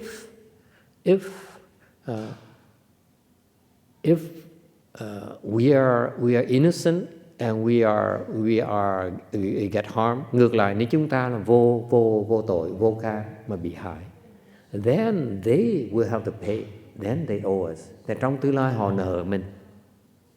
They have to pay that back. They will have to come and suffer for us. Trong tương lai, mà nếu như thực sự hoàn toàn họ sai, trong tương lai họ phải tới, họ trả cái khổ đó cho mình lại. Họ chịu khổ cho mình. Why do you think the king's bodyguards, or the president's bodyguards throw themselves in front of the bullet, in front of an arrow? Cái vì tại sao những người vua, những người tổng thống có những người mà đi bảo vệ họ đó, khi mà đưa cái thân họ để mà đỡ đạn, đỡ tên cho kẻ thù của nhà vua. They're paying the debts, trả cái nợ cho họ. In some cases, yes. Có lý không có lý? All right. On the other hand, if in the past we inflicted pain on them, ngược lại trong quá khứ mình đã tạo cái đau khổ cho người ta. Now they come and harm us, bây giờ tới họ hại mình. We're just paying off our debts. Why create new ones? Mình trả cái nợ mình, tại sao mình tạo thêm nghiệp để làm cái gì? Does it help? It's very Buddhist. It's not for everyone. Cái người Phật hiểu Phật ta như vậy, Phật pháp ta hiểu như vậy. Không phải ai làm gì được. Not everyone can do that. Okay.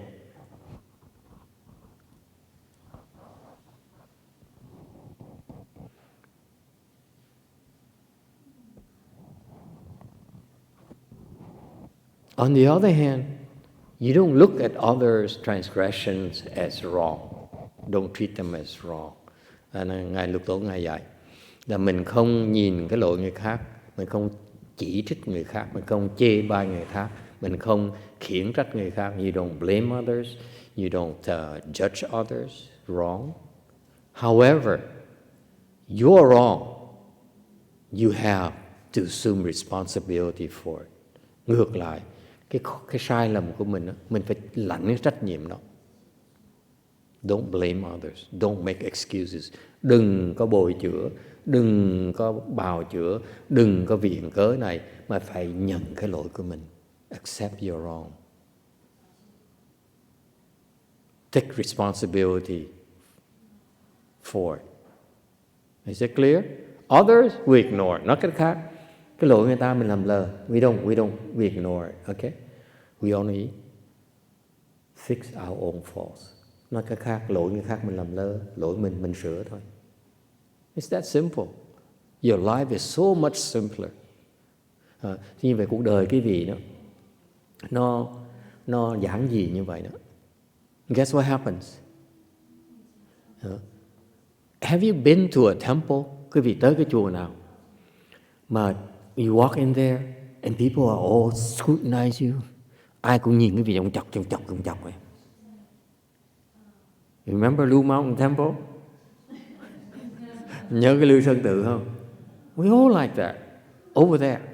Now Wei Mountain Temple, we no longer like that, right? Hồi trước cái Lưu Sơn Tự mình cứ nhìn chồng chọc người ta, còn bây giờ mình quy qua cái Sơn Tự đó. We improve a lot more. Now we don't longer look at your faults. Bây giờ chúng tôi không nhìn lỗi cái gì nữa. In fact, it's a funny thing.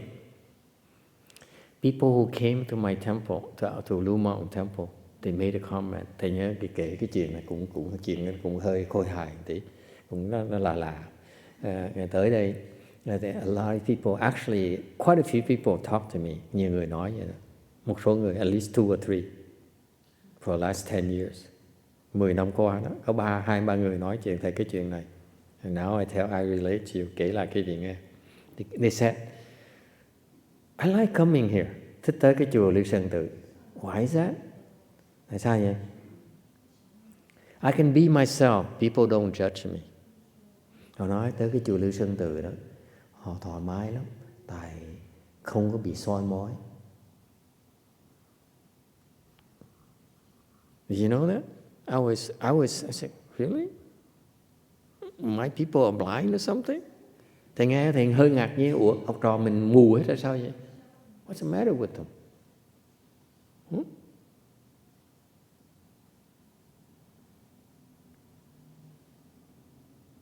I don't know what happened to all of you. Something is wrong. Cái gì sai lầm cái gì. Somehow you don't judge others' faults. Somehow they feel that that we don't judge them. Người ta tới chùa, ta có cái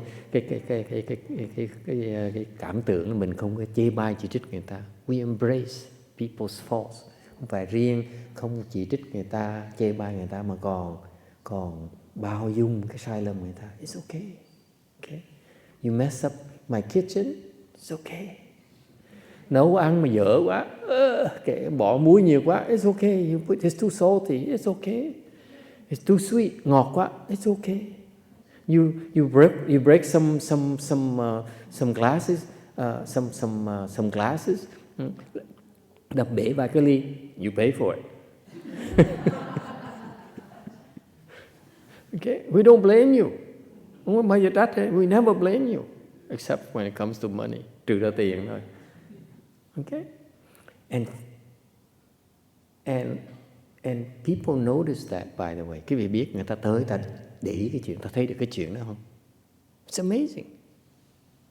Because it's about if you're able to not judge others. Nếu quý vị mà sống mà không có soi mói người ta, đừng có tìm cái sai lầm người ta, đừng có vạch tóc mà tìm chí. Okay? Don't part the dog's hair to look for fleas. Just electrocute them. It's much faster. Fry them all. Okay? Then what happens?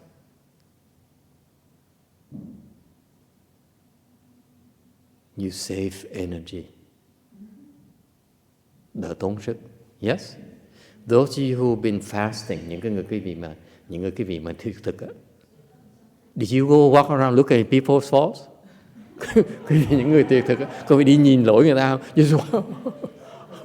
And you guys aren't there. The internet people weren't there. It's funny looking at these people who've been fasting. I look at the face. Mắt ai cũng lờ đờ. Okay? That's a natural consequence of having no energy to waste on looking for people's faults. Tại vì không có sức để mà tìm cái lỗi người ta. Yes, sir. Under what circumstances it is not proper to embrace the person's fault? Don't you feel that some people, when their faults are embraced, they keep doing it? They keep on doing it? No, it doesn't bother me. It's none of my business. It doesn't bother me at all. I see faults everywhere. It doesn't bother me. It doesn't drive me crazy at all. Otherwise, I just get back. Go to the church or something. No. Personally, it's my question for me, right? No, it doesn't bother me at all. Because I see faults everywhere. Not only faults, stupidity everywhere. It drives me crazy. And after a while, you become blind. Hỏi vậy chứ thầy không thấy lỗi người ta hả? Thầy nói thấy, ngày nào ta cũng thấy nỗi khùng luôn á. Cuối cùng mình dạy gì nữa, mình khùng thì mình chả có lời hết, mình làm lơ luôn, bỗng nhiên mù mắt hết. That's what my students picked up from me. They became blind to all these people's faults. Học trò thì cũng rước thầy như vậy, người ta sai mình làm lơ. And the nice way to put it is to embrace their faults. Cái đó là mình bao dung cái lỗi người ta, embrace it.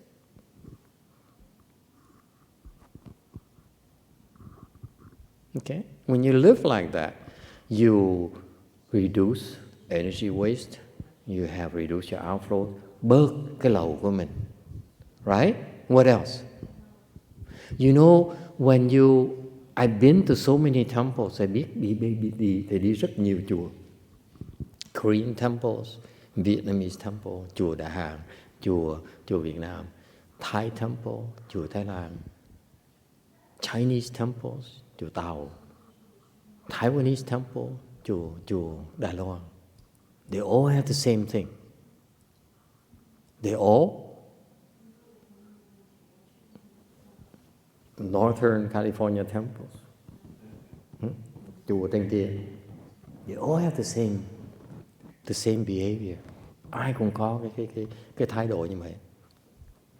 They scrutinize you. You notice that? Huh? No. Every single temple I've been to, not just Vietnamese, Chinese too. Even Buddhist temples. Cái chùa của cô Quảng Ngân cũng vậy đó. Ta nhìn ta soi mói they scrutinize you. They nhìn chồng chọc cả. No, they're judging you.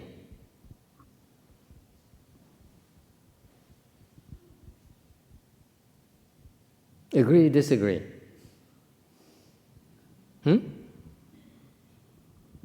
Sợ, có đúng hay không? Có thấy vậy không? You notice that? I challenge you. You go to any temple, they come and look at you. Oh, he's from Wei Mountain Temple. He's so short. Ông Lưu Sơn Tự tới, ông thầy sao mà lùn dữ vậy? He's so bald, tóc hết rồi, thấy tóc rồi. Huh? They always scrutinize you. Người ta nhìn soi mói mình dễ sợ. It's so unpleasant. Okay? Người ta soi mình khó chịu.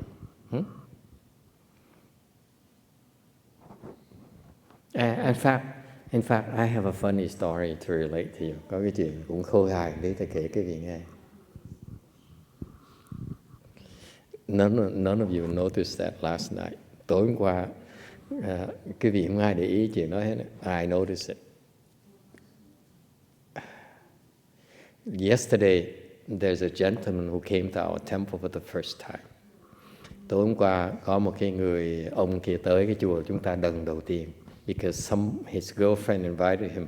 Tại vì bồ ông nó mời ông tới đây. And you notice anything different? Cái vị thấy sự khác biệt gì không? He's scared. Sợ. Yeah, he's scared. None of you noticed that. Không ai biết vậy nữa. He's scared. Because the girl's family judged him. Tại vì gia đình của cô đó soi mói ông khiếp. He's there. He's scared. Yeah, they go, hey, how are you? My name is so and so. Oh, I like being here. But I don't think he wants to come back here ever again. Thầy biết đó, là cái ông đó ông sợ. Tại vì gia đình cô đó soi mói ông dễ sợ. Thành ra ông cái miệng ngoài đó, người ta nói tôi cảm ơn thầy mời tôi tới ngày tôi thích cái chùa này thôi, mà thầy nghi ông dám trở lại đâu. It's too uncomfortable. Nó khó chịu nữa. Stop it. Stop doing that. Đừng có làm chuyện đó. Okay? It's not nice. We're not like that. Cái chùa mình không phải như vậy. It's okay. Embrace it. Embrace everyone. Even those who hate us. Mình nói cái thù mình cũng ôm lên như thường. Okay? Those who criticize us, vẫn ôm lên như thường. Nó chỉ trích mình ôm như thường. They want to kill us, embrace them. Yeah, internet people, they want to kill you, go for it. Muốn giết hả? Bắn đi. Because if I don't owe you a life, you cannot harm me. Tại vì muốn giết hại thầy cứ hại đi, mà nếu thầy không nợ cái nợ máu cái vị hại thầy không được đâu. You cannot harm me. It ain't gonna happen. You want to burn my temple? Go ahead. Muốn đốt chùa đốt đi, ta coi thử. Đốt được không? See if you can. Not a challenge, okay? Don't be stupid. You go to jail. Đừng có lời dạy. Cảnh sát nó bắt ở tù đó. Đừng có đốt chùa thầy. Please don't burn my temple. Burn my neighbor's temple. Try it on my neighbor first. Thử cái chùa bên cạnh thầy thì được. Okay? So, it's funny. He's terrified. Keep run. Bởi tối hôm qua có người tới hỏi này thì có run không? Mình cũng run, cười thầm. Tao mà run, nó là run có, sao mà tao mà run được?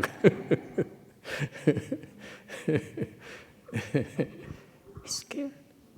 Sợ. That's what happens when you're stronger and you scrutinize people. It's very uncomfortable. Cái vị sức mạnh hơn người ta mà cứ soi mói người ta, ta chịu gì nổi. This is not why we cultivate. Mình tu không phải mình hành mạnh hơn người ta, mình không có được hành hung người ta. When you're stronger, you cannot impose your will on others. Đừng có hành hung người ta, không được. It's okay. Không muốn tới giết mình mở hai tay ra luôn, đánh đi. You want to kill him? Go for it. Sợ cái gì? What are you afraid of?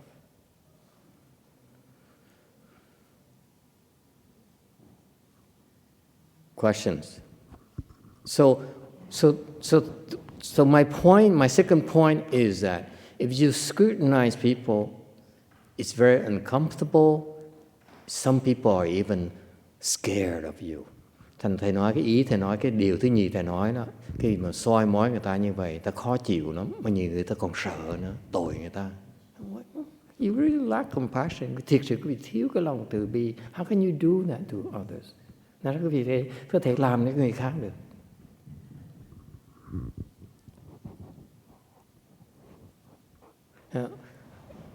Later in the back end of the sixth Patriarch Sutra, sau này có cái phần phía sau của cái kinh lục tổ này. The sixth Patriarch says there's someone who's coming to cut my head. Ngài nói đó, có người muốn tới cắt cổ đầu tao, cắt cái đầu tao đi. Okay. And he says, what you do is you put some gold thing onto my throat to protect my throat because I don't owe him my head. Ngài lục tổ khung khôi hài, nó nói là nó muốn cắt cái đầu tao. Nếu tụi bay á, thương tao thì lấy vàng lát gì đó, lát cái vàngในcổ tao để nó cắt không được thôi. Tao không nợ cái đầu nó đâu. If he doesn't owe him, he say, I don't have to pay him. Okay? Don't worry, đừng có sợ. Okay? He's being funny. I feel that if his disciples are any good, they would not allow it to happen. You don't have to worry. Ngài nghĩ Ngài lục tổ, Ngài khô hài vậy thôi, chứ còn để từ Ngài sức mấy mà để tụi nó để cắt đầu Ngài được, đâu có dễ vậy. What are the job of protectors? They have nothing to do. Really? Hộ pháp nó không làm gì hết hả? Giỡn hoài. If they don't do anything, they get fired. Không làm là bị đuổi ngay lập tức.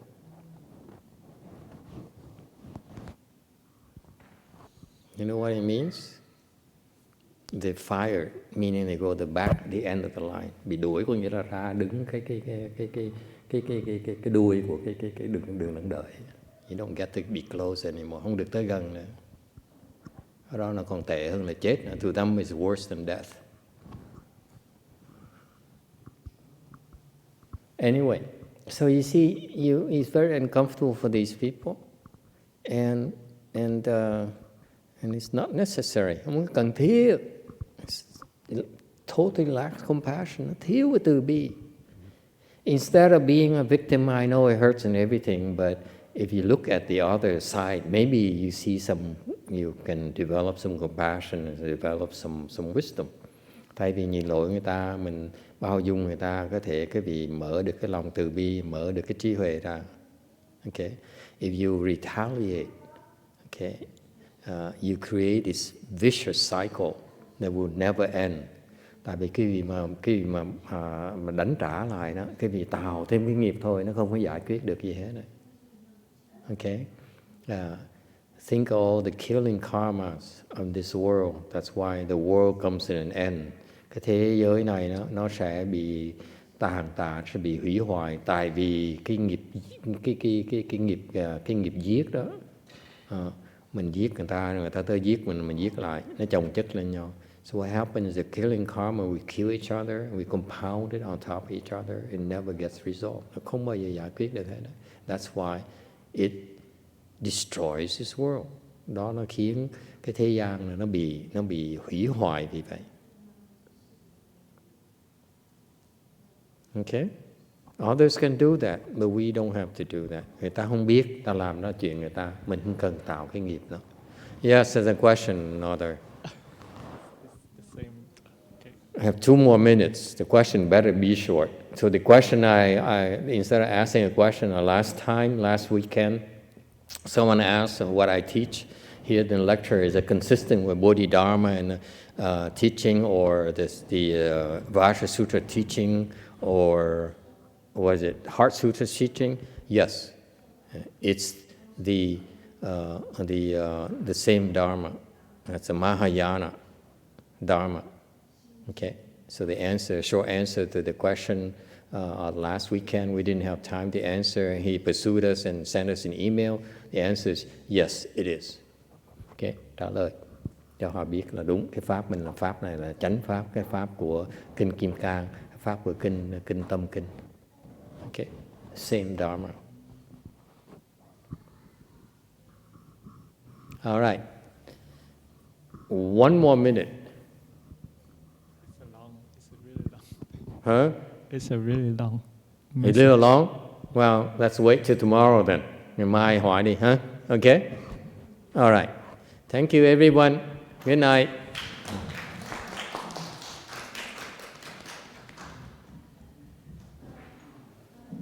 Tomorrow is 185.